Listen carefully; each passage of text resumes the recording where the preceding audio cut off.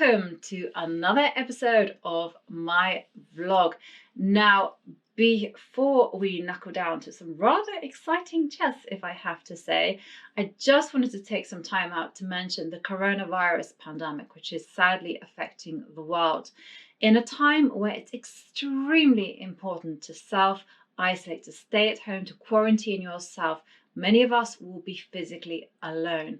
Now, it is here where the online chess community have really stepped up, because physical isolation doesn't necessarily mean social isolation.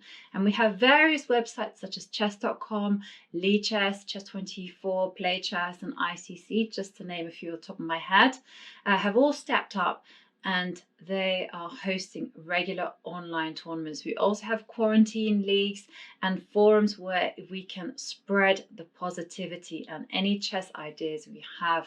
And since February, Forward Chess have been hosting every 2 weeks on a Sunday an online blitz tournaments, 1 hour of chess. Entry is free, and I will link the more details down below. It's a lot of fun, and together we can keep the chess community going, especially in a time where chess tournaments are being cancelled left, right, and centre. And a lot of us are wondering, I know I certainly am, when will I next get to play a physical game of chess? Luckily, at the minute, we have the candidates happening, and of course that's keeping us glued to the edge of our seats, because who will be the next challenger to Magnus Carlsen's crown? Well, we'll find out. Moving back to the topic of this video, well, I got inspiration for the subject from the very first game of a book that I've actually mentioned before. It's by Lev Sarkis, Advanced Chess Tactics, and it's the very first game of the book. And in that, there was an idea that absolutely left me speechless. It's so remarkable, so stunning. One just has to sit back and appreciate chess beauty. Now, the big inspiration came from the following position, and it's actually from the first game of the book, Beer Braga against Tao, from the USSR 1953 championships. Now, Tao is playing black, and they've reached the following position on a move 28. So I'm just going to make the board a little bit bigger. And here, just a little bit of backdrop. Tao, of course, has been attacking the whole game. Do we need to doubt that? But he has gone a little bit wrong. And the previous moves, black has played Queen e3, Knight f1, Queen f3, Knight d2, and Tao has faced a choice. Does he repeat moves, or does he try for something different? And Queen h3, just to note, is not entirely possible because of pawn takes knight, and black probably doesn't have enough compensation for the piece. Now let's go back to the position after Knight d2. Now, most of us would probably have just taken the draw and just go, okay, fine, we messed up. But Tao, well, he's of a different league, and he comes up with something that actually left me a little bit dumbstruck and seriously impressed. And after Knight d2, I'm going to give you a chance to figure out what he played, and also the reason why he played it. And here we go. He's just played Bishop takes g4, sacrificing a queen for one minor piece. Knight takes f3, bishop takes f3, and here we go. There is no checkmate for black, and instead we have a pure positional queen sacrifice, if you want to call it that. And what does black have in compensation? Well, in order for any queen sacrifice to be successful, you know, the queen is the strongest piece of the board, and you don't give her up without good reason.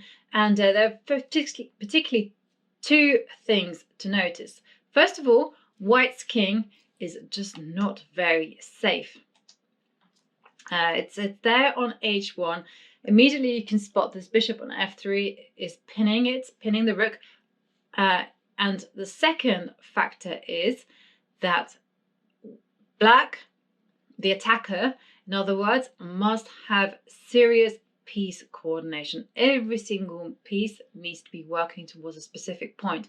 And then the third final element is that the defender, in this case white, there needs to be a distinct discoordination. So here you can see that the rook on g2 is pinned.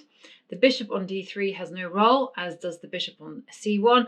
And this poor rook on a2, that's just a bystander. And the queen on c2, just not very mobile. It's not an open position. She has no way to go. So this sacrifice has dangerous practical possibilities. Can you spot a mating idea for black? So I'm going to allow you to pause the video and see if you can spot some dangerous ideas. And the first idea that you can kind of see is that this bishop on f3 and this bishop on d4 have the king well and truly cornered. It is, after all, an h1. You see, it's got no space to go. So it does bring into mind this mating pattern I take, that if this pawn were gone from h2, then a rook was on the h-line, there would be checkmate. So we can see rook e5 is definitely an idea. So if it plays a move like bishop d2, rook e5 is a possibility. And after a move like bishop c3, well, there we go. Bob's our uncle.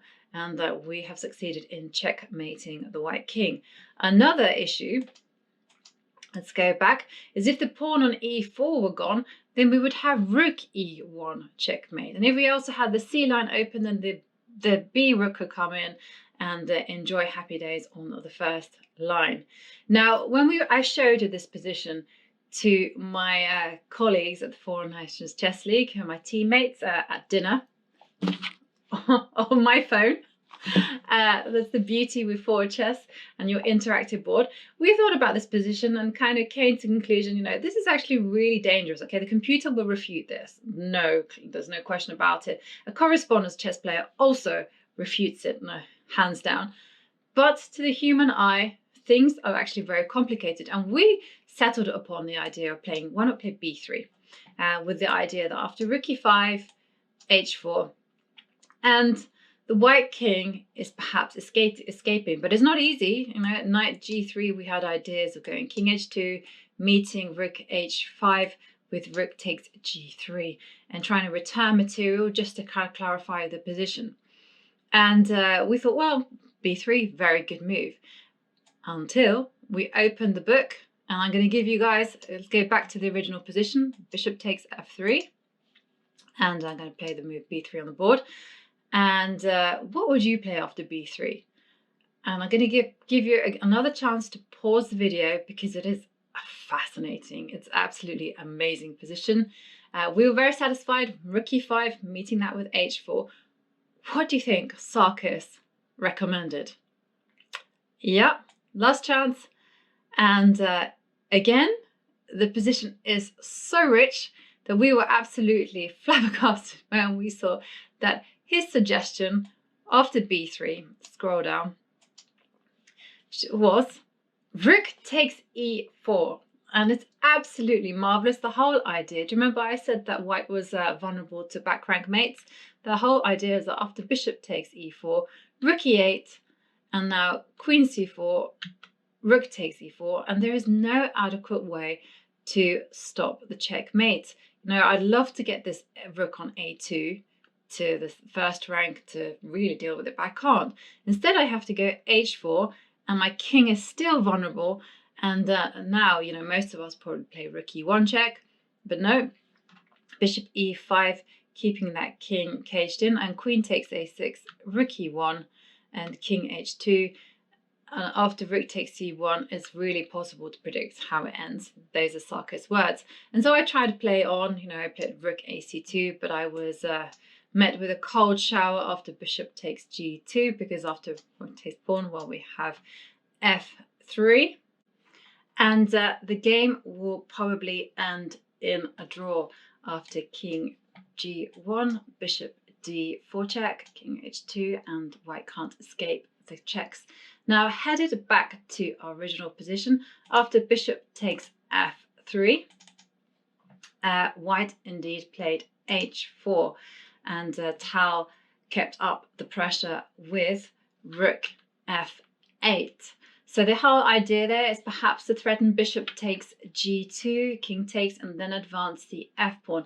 Now, I just wanted to quickly say that don't worry if you didn't see any of the ideas that Tal came up with, or indeed the tactical possibilities such as rook e5 followed by checkmate, or rook takes e4 and then a back rank mating ideas, because these positions are so incredibly complex.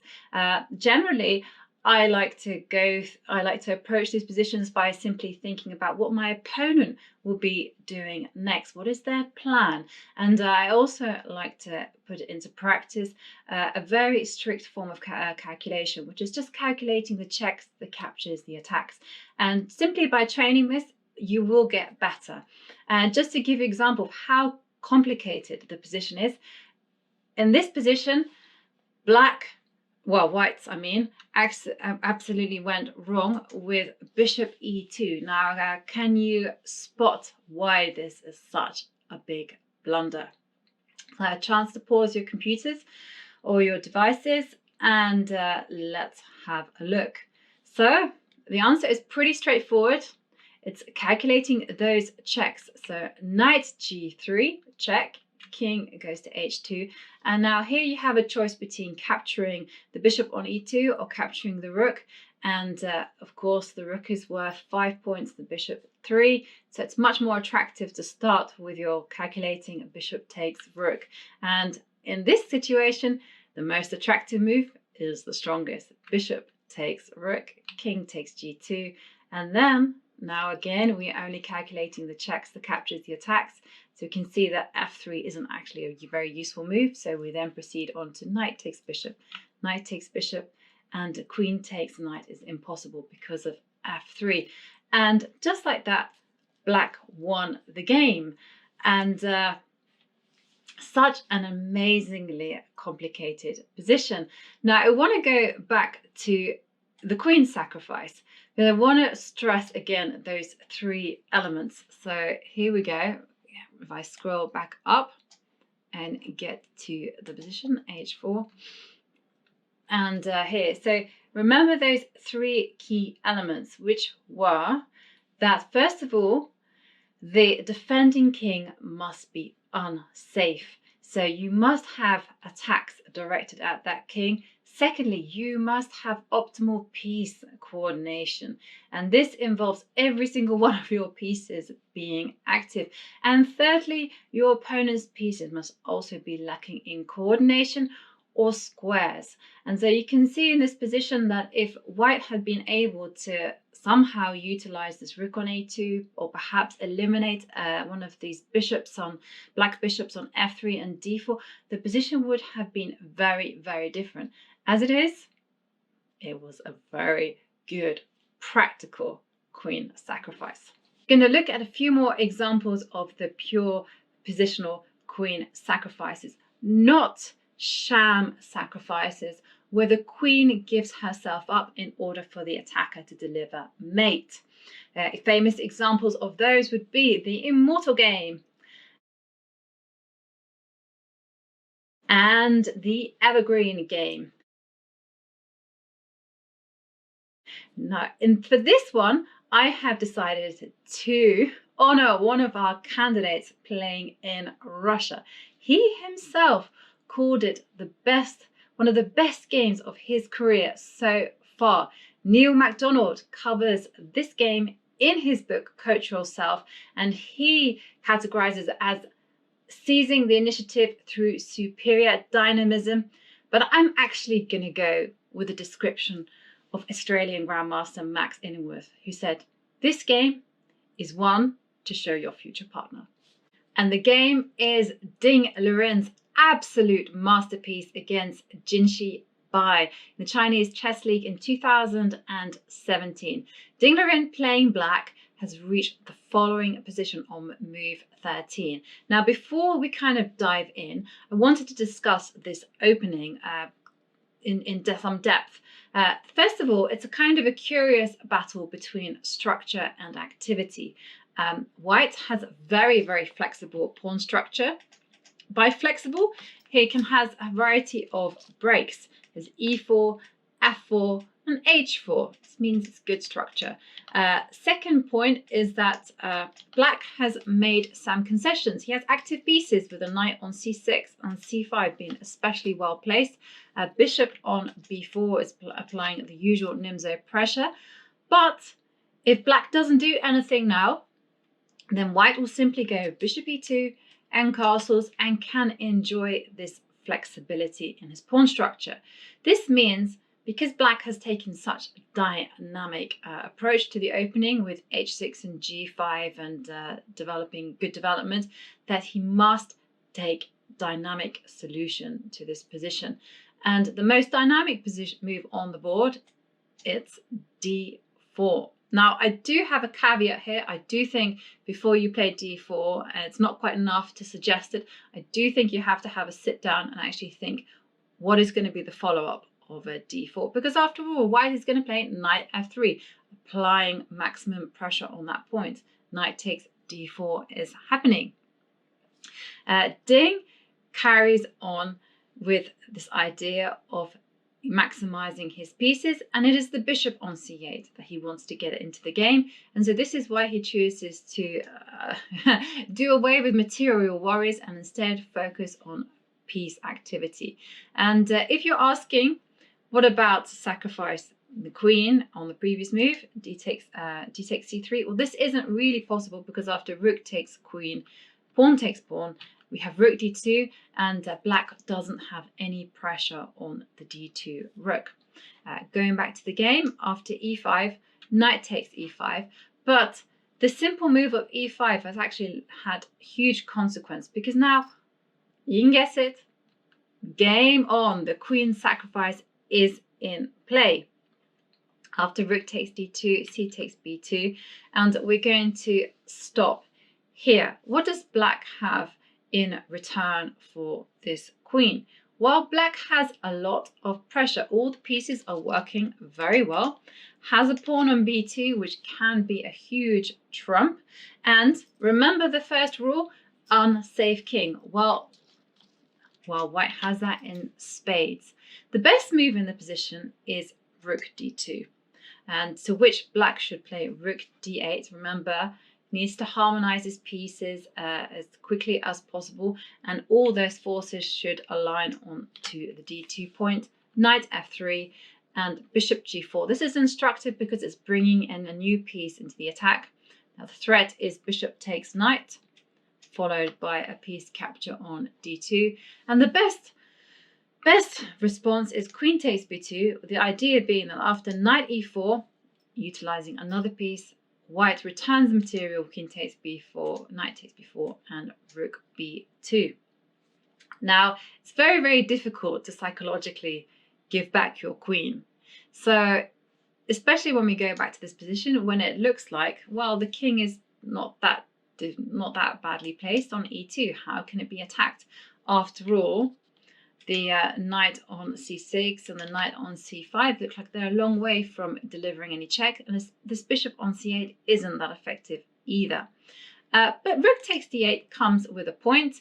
The point being that if you try to liquidate and relieve some of the pressure with knight takes c6, well, it doesn't really work because of rook d2, and the pawn will reach its final destination. Queen takes b2, therefore forced. And again, stop and have a think of how you're going to hunt the king. Remember, the first rule of queen sacrifices is you got to have a hunt the king. You got to make the king unsafe. You can't let it live on e2 because after all, you don't have any piece. You don't have any positional pressure, so to speak. It's just about hunting the king. And Ding plays knight a4, and the goal is knight c6, knight c3 to draw the white king out even further, and white plays queen c2. Now please note that queen c2 is kind of forced because after moves like queen c1, black has knight c3 check, king f3, and if you pause here and you say, well, hang on a second, that king is on a light square, and by putting the queen on c1, this means that bishop f5 is now possible. Every move has its consequences. So the first of all h5, threatening g4, and if a move like h3, well, now we can come bishop f5, and the king hunting continues. White actually needs to give back material quickly, and it's still not enough. So going back to the game, queen c2, best move. Ding plays knight c3, drawing the king out, king f3, and here it's a unique, absolutely blinder of a move, and everything is to do with tactical features and also king hunting. You want to attack on the light squares, you need to use every single piece you have, and the answer is, give a chance to pause to work it out. Well, h5 is good enough. Who suggested that? Well done. The other move, way more classy. Rook d4, spectacular move. Absolutely spectacular. The whole idea is that you can't eliminate anything by going knight takes c6 because of checkmate. Yeah, can't do that. So this kind of more or less forces, since g4 is coming with checkmate, I just wanted to point out pawn takes rook isn't possible because of knight takes d4, and that is called a fork, and a very deadly one too. So h3 is more or less forced, and you've discovered the point to attack. So you've got your bishop coming to g4, your rook is covering g4. What do? We maximize the pressure one more step, and we go h5. And okay, white plays bishop h2, and here we go, g4. And after pawn takes pawn, king g3, we have another point of attack. But it's kind of very similar to the game, except that we have the open h-line. White played king g3. Can you spot the next move? Remember, all our pieces are aimed at hunting the king. And last chance, rook d2, another bolt from the blue. Ding is absolutely relentless, and he has to concede the e4 square. Queen b3, knight e4, king h4, forced. And next move, okay, we're still going king hunting. It's inside, bishop e7, king takes h5. And I'm going to pause here, and I'm going to let you try to find a way to checkmate or to hunt the king. Now, I'm just going to give you a little bit of a hint. One of the things I noticed about Tal's game when he was making his spectacular attacks is often he would open up lines, his pieces would descend, and then he did something very, very important. He trapped the king. So that was very, very important to Mikhail Tal's formula. Trap the king, make sure it has no space to go. And on that kind of motive, Ding played king g7. Have to also mention that rook takes f2 is also a great move, also works. The whole idea being that after h takes g4, knight f6, and the white king has to go king h4, knight takes g4, king h3, and you have a lot of fun uncovering some checks. Bishop takes, and yeah, whoops, that's a lovely checkmate. But king g7 was played, and that I love this move because it utilizes Tal's idea that you trap the king, you don't let it escape. White plays bishop f4 and bishop f5, bishop h6, king h7, and the bishop is getting ready to go to g6. Queen takes b7, and rook takes f2, bishop g5. And who's not working? There's one piece not working, and that is that rook. Rook to h8, and what a killer blow. King g7. It's going to be nearly checkmate. Knight takes f7, desperately trying to shield some cover on the h-line, but after bishop g6, king takes g4, and knight e5. Final blow, because after knight takes e5, what happens next? Bishop f5 check. king and king g7, bishop h6, rook takes h6 is checkmate. Absolutely marvelous game. Example comes from the game Borja Ida against Hu Yifan, played in the Gibraltar Chess Festival in 2017. Now, Hu Yifan was playing black, and white has just played knight f3 to g5. Now, the knight on g5, straight off, you can see is a tactical weakness. It's a tactical weakness because it's undefended, and hey-ho, that queen is potentially attacking it once we move the knight on f6. However, that knight on g5 is looking at playing knight e6, which is incredibly strong square for the knight. And if that happens, well, then black is in for some serious groveling. And there are also some dynamic features in that white has played the weakening g2, g4, and the light squares around the white king are in particular very, very weak.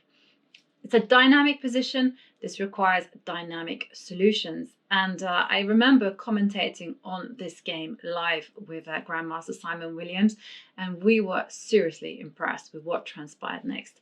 Once again, have a pause, and by now you should probably guess what black played. Black played knight takes d5.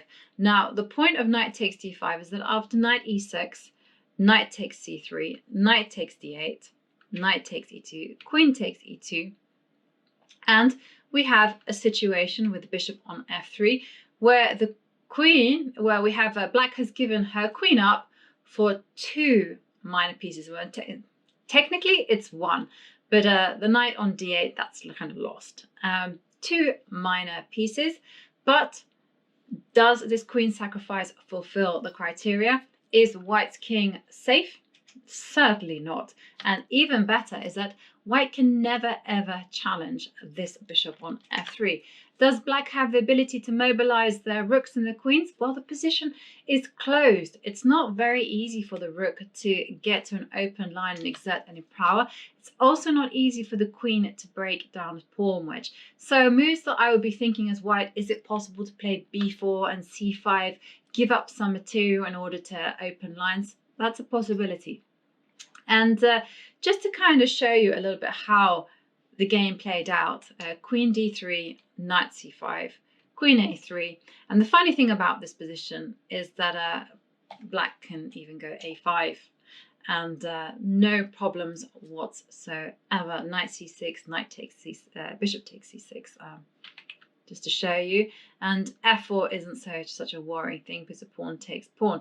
But when you have a bind, I think the best thing to do is to maintain that bind, because it is going to always bother the white side that this bishop is on f3 and that you cannot for the life of you dislodge it. And I'm going to fast forward on, so I'm going to show you a few moves, just to show how Hu kept building the position. And every time white tried to get active, Hu Yifan was very disciplined and said, nope, she didn't allow that. Now the knight finds itself a new home on d4, and she maximized her position to reach the following. Move 43, white has just played king h1. And I just want to show you this because this finish is absolutely superb. And once again, if you want to find the solution, then take a pause now and have a think, and before I reveal all. And here Hu Yifan played knight takes h2, working out that after rook takes e5, bishop f3, king g1. The knight is of course not possible to take because after king f1, king h2, checkmate. Almost that h3 pawn is almost like the pawn we saw in the game Nepomniachtchi against Ding Liren just now in the candidates. Very, very dangerous pawn with h3. King goes to g1, and Hu Yifan follows it. Boldest move I've seen. Knight takes f1. fantastic bit of calculation, because after rook takes e7, king h6, queen g7. Now it looks like finally the white queen is coming into the game. But like a cold shower, king h5 happens, queen h7, king g4. It's bold. I love these kind of things. And the funny thing is, after king takes f1, rook b8, there is just no defense to rook b1 checkmate. What a beautiful, beautiful shot. So after king g8, white tried rook e8 just for fun. Rook takes e8, queen d7, king h4, and after king takes f1, rook d8, queen h7, king g4, and quite deservedly, this game should really be in the brilliancy category. So that concludes this video on positional queen sacrifices. So it sounds like a bit of a contradiction. Can the queen, the most powerful piece on the board, really give herself up for nothing more than a nebulous concept such as attacking on the light squares? Well, as we've seen, it can be done, and when it has been done well, it is a sight of great beauty. And if you're interested in this topic and looking at exploring more games, then because they're so rare, I just thought I'd point you in the direction of a few. We have Nezhmedinov against Chernikov, and that's played in 1962 and is kind of considered the grandfather of the positional queen sacrifice. And then we have Tal against Lutikov, played in Tallinn 1964. Are we surprised that there's a second game of Tal on the reading list? I'm not. Incidentally, this game was analysed quite heavily in the book Sacrifice and Initiative by Ivan Sokolov, and very, very interesting game. And then, of course, we can't forget the modern day masterpiece that was Fabiano Caruana against Hikaru Nakamura. That was played in London 2016. So do check out those games. And just once again to remind you all that physical isolation does not mean social isolation. Please make use of the online chess community. There are a whole host of online chess tournaments and forums where we can connect with each other and get in touch and spread positivity in these trying times. If you fancy entering the Forward Chess online tournament on chess.com, that's on Sunday, 29th of March. Click the link below and give it a try. It's free to enter, and please carry on spreading the message of positivity together. Let's get together as a chess community and make sure no player is left alone. Please, please, please take care of yourselves, and until the next, goodbye.